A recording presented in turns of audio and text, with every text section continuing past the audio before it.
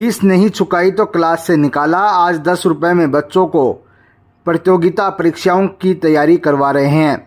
Math व reasoning की दे रहे हैं क्लास। झुंझुनू में मैथ व रीजनिंग 10 रुपए में कोचिंग क्लास। सुनने में थोड़ा अजीब लग रहा है, लेकिन झुंझुनू शहर में ऐसी क्लास संचालित हो रही है जिसमें ज़रूरतमंद स्टूडेंट को 10 रुपए में मैथ व रीजनिंग की क्लास दी जा रही है। पिछले 3 महीने से झुंझुनू का एक युवक इस काम में लगा हुआ है। झुंझुनू से 10 किलोमीटर दूर डिगाल निवासी सुमित झुंझुनू के मंडावा मोड़ पर जरूरतमंद बच्चों को 10 रुपए में मैथ और रीजनिंग की क्लास देकर प्रतियोगिता परीक्षाओं की तैयारी करवा रहा है। सुमित ने कोचिंग की शुरुआत 3 महीने पहले की थी। पहले महीने 10 बच्चे ही क्लास में शामिल हुए। धीरे धीरे बच्चे बढ़ते गए और आज 50 से ज़्यादा स्टूडेंट 10 रुपए में कोचिंग ले रहे हैं। बच्चों की स्ट्रेंथ धीरे धीरे बढ़ती जा रही है। अध्यापक सुमित ने बताया कि 3 महीने से खाली समय का सदुपयोग करने के लिए और अशिक्षित समाज में शिक्षा की अलख जगाने के लिए वह गरीब बच्चों को पढ़ा रहे हैं। सुबह 10 बजे से 12 बजे तक वे निःशुल्क कोचिंग चलाते हैं। इनमें गरीब बच्चे पढ़ने के लिए आते हैं। उन्हें लगता था कि ऐसे युवा जो पैसे के अभाव में पढ़ नहीं पाते, उन्हें इस तरह की सुविधा उपलब्ध करवाना बेहद जरूरी है। अध्यापक सुमित के संघर्ष की कहानी भी काफी रोचक है। सुमित को 6ठी क्लास में फीस नहीं देने के कारण स्कूल से निकाल दिया गया था। उस समय सुमित को काफी बुरा लगा। सुमित ने उसी दौरान ठान लिया कि बच्चों को कम से कम फीस के अभाव में शिक्षा से वंचित नहीं रहने दिया जाएगा। प्राइवेट स्कूल से निकलने के बाद सुमित ने गाँव की ही सरकारी स्कूल में दाखिला लिया। 8वीं तक पढ़ाई गाँव में पूरी की। उसके बाद झुंझुनू आकर सरकारी स्कूल में 12वीं तक पढ़ाई पूरी की।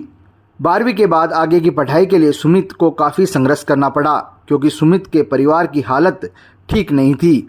सुमित के पिता चाय बेचकर परिवार का पालन पोषण करते थे। आज भी झुंझुनू में उनकी चाय की दुकान है। सुमित ने 12वीं के बाद छोटे छोटे बच्चों को ट्यूशन देकर अपनी पढ़ाई की फीस चुकाई। सुमित ने बताया कि शुरुआत में इस काम में कई रुकावटें आईं, लेकिन उन्होंने हौसला नहीं खोया। इस काम के लिए परिवार व दोस्तों ने काफी सहयोग किया। पढ़ाते हैं सर, 10-15 दिन हो गए ज्वाइन किए हैं। तो आपको यहाँ इस चीज़ का पता कहाँ से चला? फ्रेंड लेती थी, उनसे पता चला था। उसको बता रही थी कि सर अच्छा पढ़ाते हैं, तू ट्राई करके देख। तो अच्छा लग रहा है, समझ भी आ रहा है और सर समझाते भी अच्छे हैं। तो कोई एक्स्ट्रा पूछना हो तो सर बताते हैं? हाँ बताते हैं। आपका नाम क्या है? पूनम। गाँव कौन सा है? बगल। हमें 2-4 दिन हुए हैं यहाँ पे आते हुए। हमें किसी फ्रेंड से पता चला था कि यहाँ पे 10 रुपये वाली क्लास चलती है, यहाँ ज्वाइन करिए, देखो आप। तो अभी कैसा पढ़ा रहे हैं, क्या है? सर अच्छा पढ़ा रहे हैं सर। तो ये जो 10 रुपये वाली क्लास है, इसका क्या मूल उद्देश्य लग रहा है आपको भी?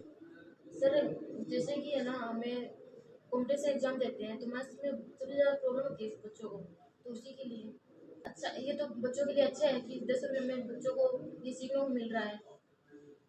वो वार्षिक सर ऐसे नहीं किया था, और इसका मुख्य उद्देश्य यही है कि ज़्यादा से ज़्यादा बच्चों तक हम 10 रुपये वाली क्लास को लेके जा सकें। और जो गरीब तबके के लोग हैं, जैसे चाय वाले का बेटा है, रिक्शे वाले का बेटा है, जो भी भारत में कहीं ना कहीं पैसों की तंगी की वजह से जो बच्चे नहीं पढ़ पाते हैं, उन बच्चों के लिए मैंने ये स्टार्टअप स्टार्ट किया है। बच्चों का काफ़ी प्यार मिल रहा है।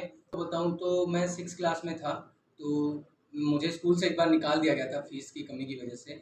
तो मैंने फिर क्या किया कि मैंने सोचा कि बच्चा था उस टाइम पे, तो मैंने सोचा कि एक दिन मैं भी स्कूल खोलूँगा और जिस टीचर ने मुझे निकाला है, मैं इनके बच्चों को स्कूल से बाहर निकालूंगा, फिर पैसे नहीं देंगे तो। लेकिन बच्चा था उस टाइम, इतना ही माइंड था। फिर 12th में हुई, 12th के बाद मैंने पढ़ाना स्टार्ट किया और धीरे धीरे चीज़ें बदलती गई। और कहीं ना कहीं ये उद्देश्य था कि आज भी देश के अंदर जो है वो बहुत पेरेंट्स ऐसे हैं जो मतलब कि नहीं पढ़ा पाते हैं, एजुकेशन नहीं दे सकते हैं, क्योंकि ये अधिकार है, 3 मूलभूत अधिकार हैं जो कि रिजनेबल प्राइस में मिलने चाहिए हर किसी को। तो इसलिए मैंने सोचा कि क्यों ना 10 रुपये वाली क्लास के माध्यम से मैं ये जो स्टार्टअप है इसको स्टार्ट करता हूँ। और काफ़ी बच्चों का, पेरेंट्स का, सबका सपोर्ट है, जिस वजह से मैं इसको आगे ले जा पा रहा हूँ।